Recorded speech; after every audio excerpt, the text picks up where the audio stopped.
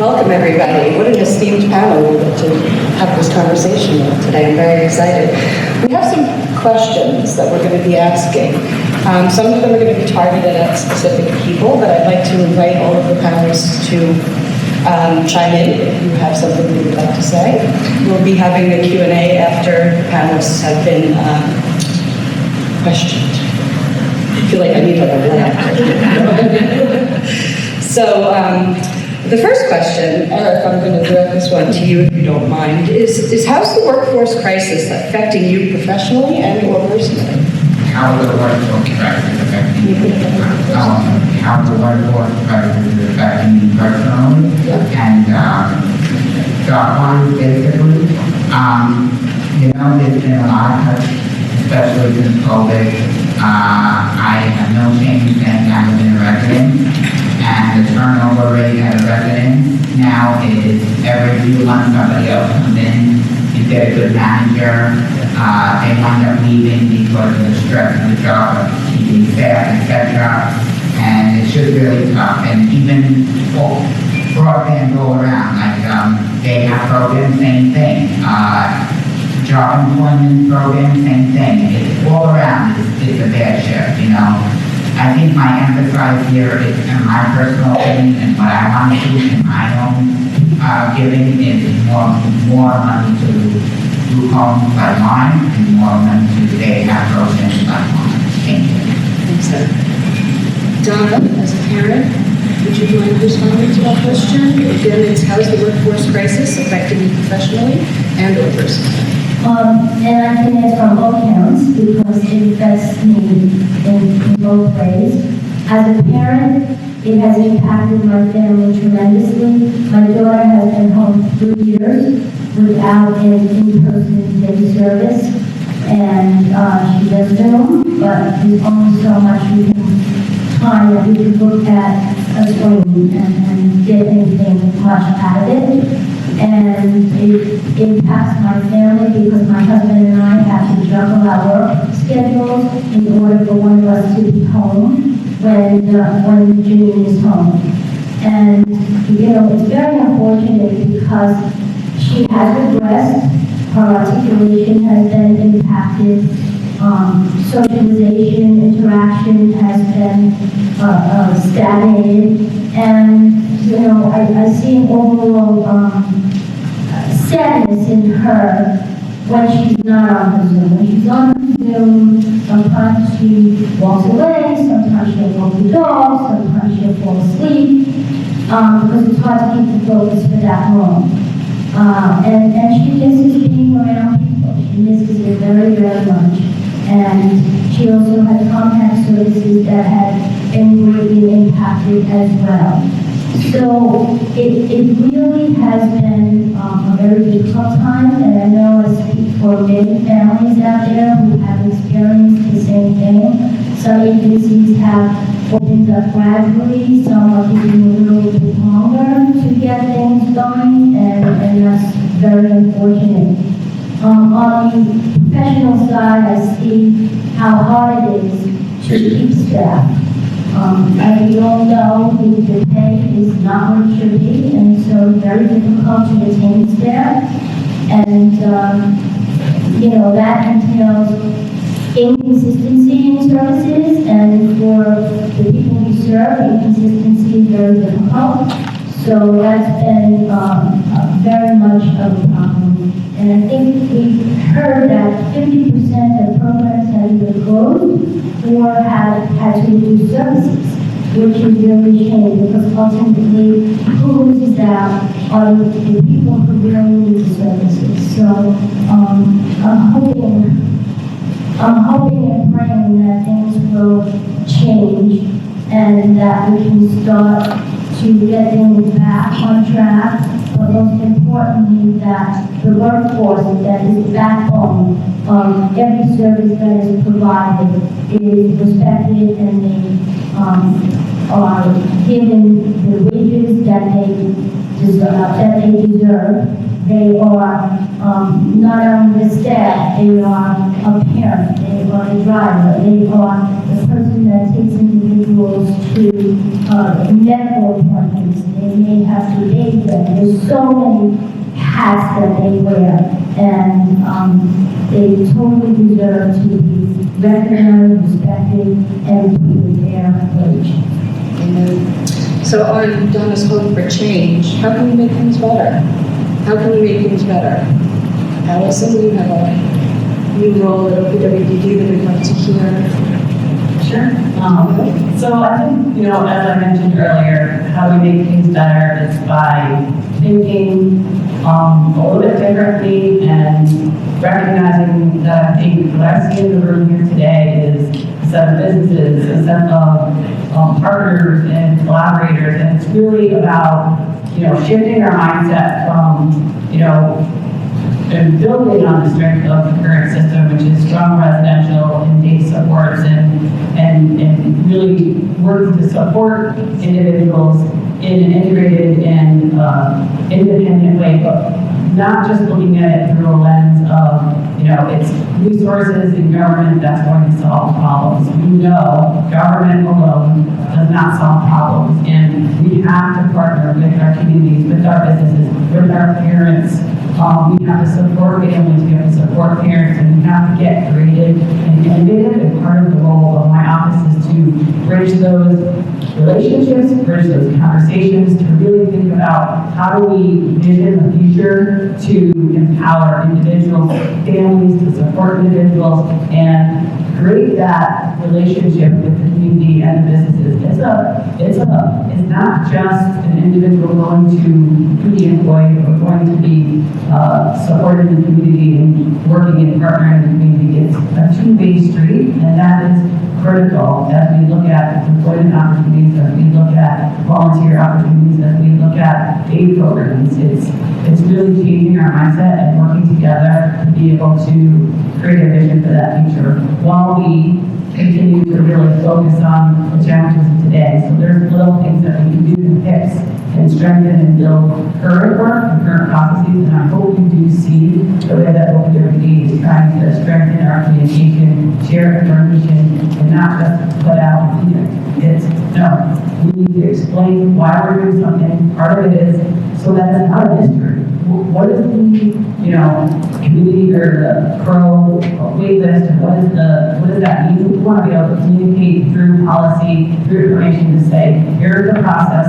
We want our target agencies to be able to navigate that process in a way that can get the job done and not create more confusion and a lack of clarity. So that's part of what we're doing. On the workforce front, I recognize that, we didn't get as much funding as we wanted, but I have to thank you for the advocacy, for the work you did do to get what we received through ARPA, through this year and last year's budget. So through ARPA, we were able to invest $1.3 billion.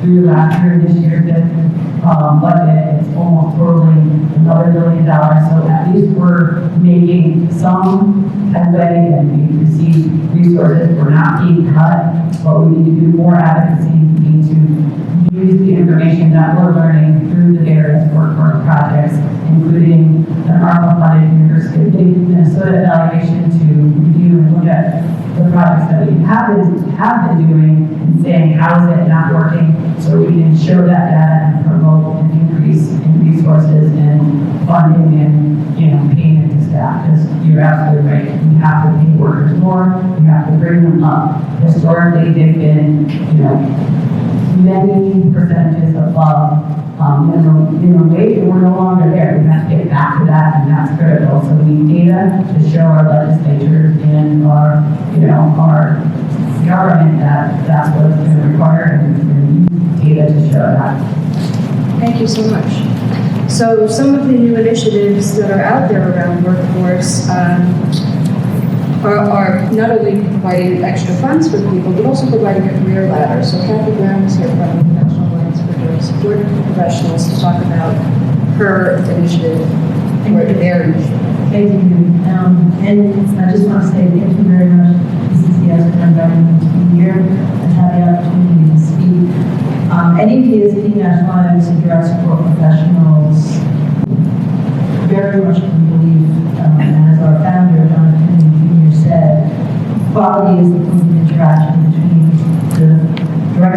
professional, and personal. At that point, that's where we want equality. And so we want to have our workforce have the ability to provide quality services. But what I'm hearing from people on the panel is that we have good workforce, but it's hard to get them and it's hard to keep them. And if you tell somebody, and you even either are a DSP or been a DSP, I'm a DSP, people are like, what's that? They don't even know. Direct support professionals are a professional. It's not just an entry-level job. And in any DSP, we are working very hard to have that understanding, respect of a profession through a credentialing process of certification. Through the eBed Academy, a DSP or frontline supervisor can become certified, standardized across the country, DSP 1, DSP 2, DSP 3. What we are doing as an initiative with our partnership with the and with ARPA funding from the state is we have a pilot program that has been implemented. 31 organizations across the state, over 1,200 DSPs and frontline supervisors currently participating. PCCS and Eden and HRC have people who are participating in the eBed Academy to achieve that certification. I can share with you that we got bonuses through the ARPA money and the grant, but the real goal, the future goal, is to help organizations create career ladders. And having certification and standardized across the country gives the ability, and I will say, especially to the HR people in the rooms, I come into an interview, hi, I'm Kathy Brown, I'm DSP2. You're gonna hire me, you're gonna know what I already bring to the table, and then what we're hoping is that you're going to say, guess what, Kathy Brown, we're going to give you the opportunity to get your DSP.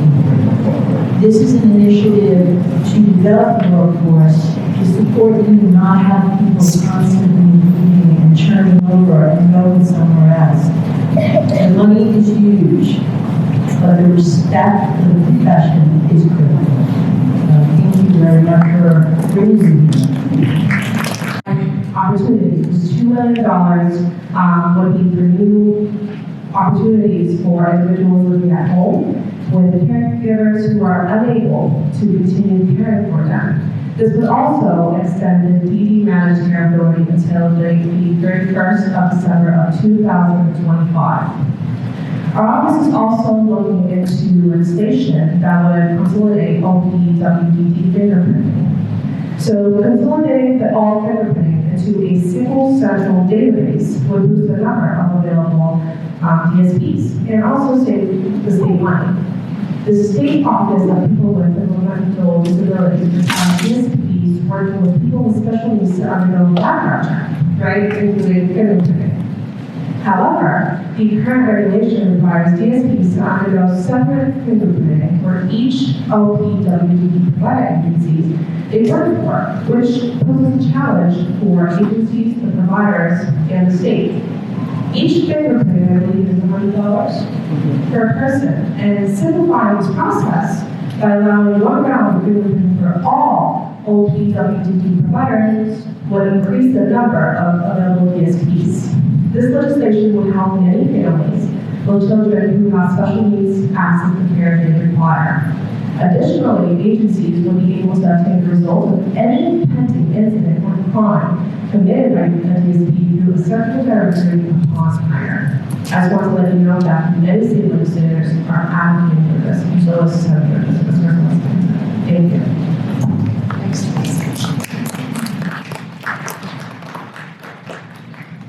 I would just like to comment on the Career Ladders program. I just completed the level 1 and I just received my certificate. Coach, you think you know it all? Trust me, you do not know it all. Being a parent also on a child that's on the spectrum, this has helped me in many, many ways to help my son. Also, I'd like to make a comment about the workforce. Never doubt an individual with a disability. Just because they have autism or other disabilities, they can do any job that they can do. With love, patience and support, they will do what they need to do. I support, I think it's 8 individuals, Chris, and let me tell you, they are rock stars. I can't wait to get them out there into the community as a job, but we need those volunteer sites. They are so important to our individuals that need that support. Every day they ask me, Doreen, when are we going out? When are we going out? And I tell them, there are no sites available right now. We need those sites in OPWTD. Please help them get those sites. Our individuals that we have, they are so smart that they just need that little extra push to give them their pride, their confidence, to get out there into the world. And let me tell you, they will surprise me, because they surprise me every day. Thank you so much.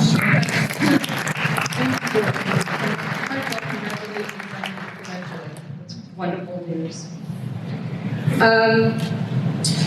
Bill or William? Bill. Bill, what challenges have you faced due to lack of funding in your agency? Our challenge due to lack of funding is not just our challenge, it's a challenge of every organization in this room. A low pay, you lose people to retail, a lot of lose jobs. And I would premise today that being a DSP is a very demanding job, we know it. And people sometimes don't like the stress, so they don't go for the job, they go for a retail job, they go work somewhere else.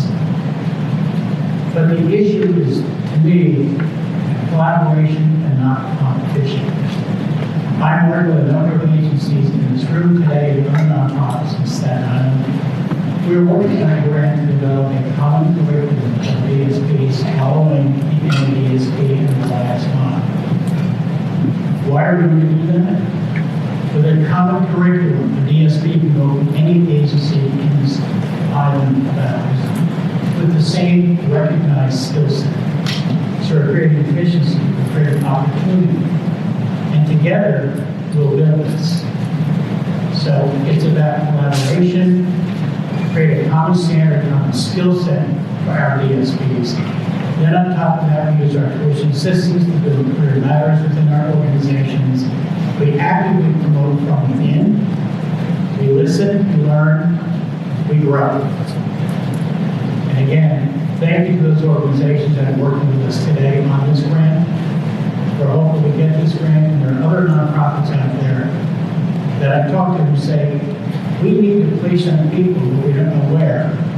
You create this organization job opportunities, so we will give you the people. So it's the collaboration, it's that, it's bringing multiple organizations together that will make this happen. And we can change the dynamic.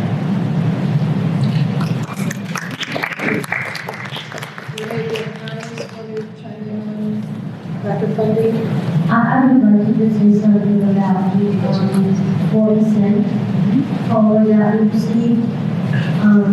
As many of you know, as many of you in this room were part of the advocacy efforts that took place statewide to allocate for 8.5% COLA for the DSPs in the workforce. And even with the 8.5%, it wasn't bringing them up to a wage that they deserve. And in the legislature, the One House budget for One House bill for the Assembly as well as the Senate both had 8.5% in their budgets. And as you know, we ended up with 4%. And this is decades that we have been neglected, ignored, devalued with getting money for the people who need it desperately, the staff as well as the people that we serve.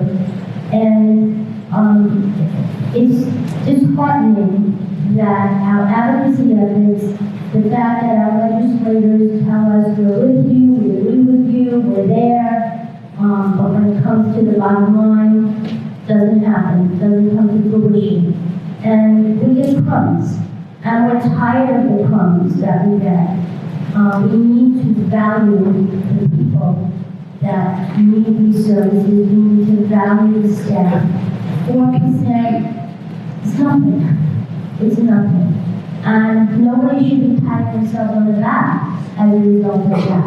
It should have been greater than 8.5%. We actually, in our advocacy efforts, took away the wage enhancement component to our efforts because we wanted to ensure that of the two, if we had to take one off the table, we would at least get 8.5%. And after the budget was passed, we were on a statewide meeting. And I'll be honest, it was the saddest meeting I was on because nobody, you feel defeated, and we're tired of feeling defeated. So we need to be heard.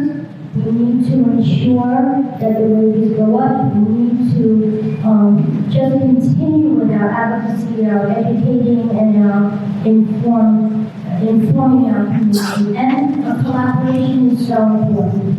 And I'm just annoyed. I'm just annoyed because we were not heard. And just one last thing. On Staten Island, we hosted a rally.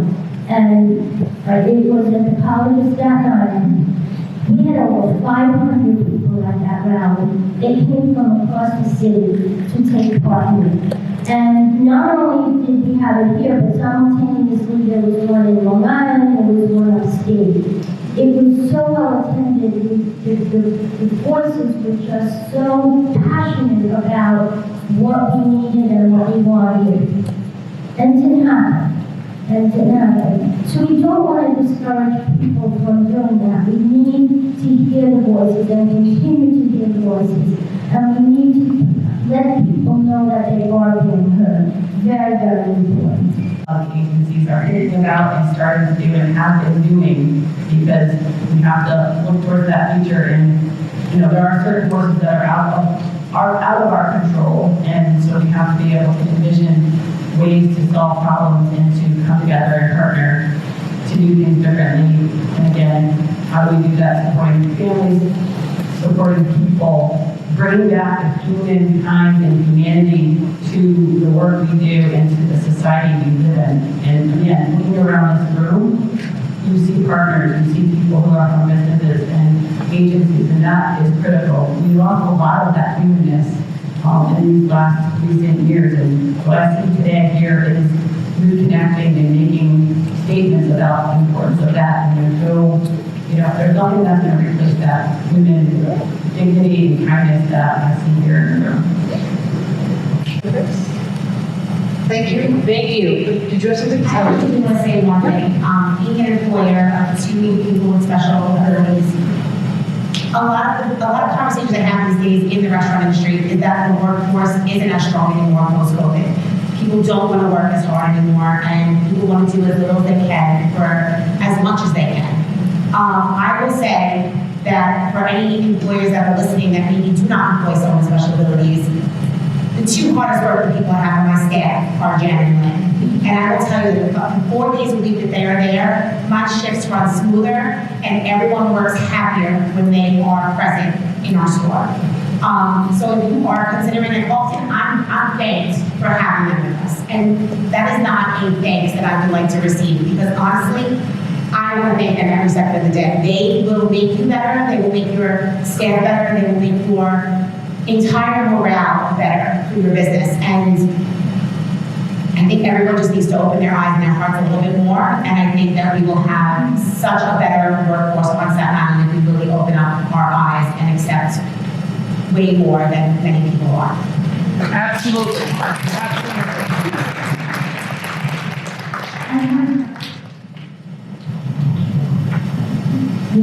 I want to ask what I agree with that. I think people need to employ their need to open our eyes, because I interview so many people a day that are quote unquote typical people.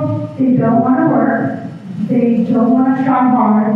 They want to below the bare minimum. But I can tell you, every single one of our individual people that we have on this level are some of our hardest working people. They want to do well, they enjoy it, and they're just so honestly, like you said, they're so thankful that somebody gave them an opportunity, that they don't realize that we get more from them than they get from us. So, find your people. I always say you will grow where your friend is. Find your people on both ends. And don't give up, because there are many people who are more than willing to be so happy to have you, because they're the hardest working people that we have, honestly. Thank you. There's a question in the back. Employers do not currently have people who are currently working. Educate them. Show them who you are. And you'd be surprised that there are people who will give you a chance, even if it's for their own gain, meaning that as an employer, it's very hard to find good people to work these days. So, due to that circumstance, they'll give not almost anybody a chance, but they'll open their eyes and their hearts and give people a chance. And when I sat with Karen Rosemary, they sold what they're doing. They said, this is what she can do, this is what she likes to do, this is her availability, give her a chance. And I said, sure, let's go. So that's my advice. Go out there and pound pavement and educate people who maybe do not currently have differently able people, and you'd be surprised how many people will be open to giving you a chance. If I take it on the cafe aspect, restaurant businesses are all that. It's not just in this city. I mean, we had several open positions for a while, and they weren't easy to fill, even though, more people are working remotely. Restaurant business is not remote. Just like working in this field is not remote, and people think there can be a hybrid. I agree, there are more opportunities in some ways, but at the same time, we're seeing a larger and larger workforce go out there now. So competition is hard. So it's definitely hurt us. And, to speak from the business aspect of the agency, we're at our highest agency rate ever, just like most people are. And again, it comes to disparity of pay.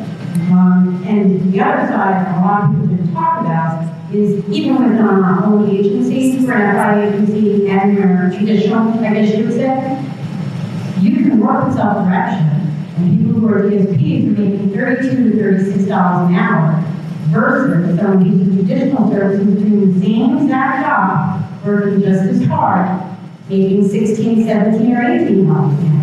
And one of the things that I think government needs to look at is that disparity. Because why is it paying someone who's doing one job the exact same way as somebody else to get paid double? If the state can get a 13.5% increase, we get a 4%, but get self-directed or already at $32 to $35 an hour versus a new person coming in at $16 an hour, who are you going to work with? So we are actually fighting on start internally. I have traditional staff that will say, get trained, go to self-direction, stay more less hours to make more money. So I think that's what also needs to be looked at, because it's inequity amongst everyone. That. How is the workforce crisis affecting you professionally and or personally? I don't see it as a crisis, I see it as an opportunity. One of the things that's happening in my area that I direct at Monumental is that we're seeing that it's a different market out here. I have a business background, so what I train my coaches on is that we have to get out there as grassroots level. We have to partner with these businesses and explain to them who we are, who we service, and how we service them. And the funniest thing is that we always try to make sure that the people that we're serving understand also. So I got a call a couple of weeks ago from a young man that's in my program and he has a job. He goes, Beth, I want you to come over and meet me at my job site. I have some information for you. I said, sure. I said, he's real smart. He goes straight to the top. He didn't go to the job coach. So I got in the car, went over to see him, and he says, Beth, you know, in my neighborhood, they opened up a new cafe. I said, really?